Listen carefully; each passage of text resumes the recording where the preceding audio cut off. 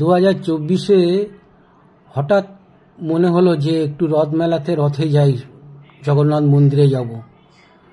তো জগন্নাথ মন্দিরে যারা যাবেন, যারা রথ দড়ি টানবেন বা রথ যাত্রা দেখবেন, তারা তো হুট করে গেলে যেতে পারবেন না। গেলে তার আগে থেকে ট্রেনের টিকিট, বাসস্থান সবকিছু করেই তবে সেখানে যেতে হয়। কিন্তু হঠাৎ আমাদের মনে হলো কিভাবে যাব, ইচ্ছা যখন হয়েছে তো অনেক রকম চেষ্টা করলাম, ট্রেনের টিকিট কোনো জায়গায় ট্রেনের টিকিট পেলাম না।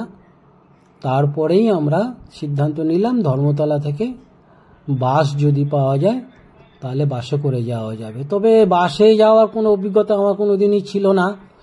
তো এবারে বাসে গিয়ে দেখছি যা ভালোই ব্যবস্থা, বেশ বসারও ব্যবস্থা আছে, শোয়ারও ব্যবস্থা আছে এবং বেশ রাজকীয়ভাবে আমরা ওখানে দেখলাম যে ভালো শোয়ার ব্যবস্থা আছে এবং টিফিনের ব্যবস্থা আছে এবং যথারীতি আরামে ঘুমিয়ে আমরা চলে গেলাম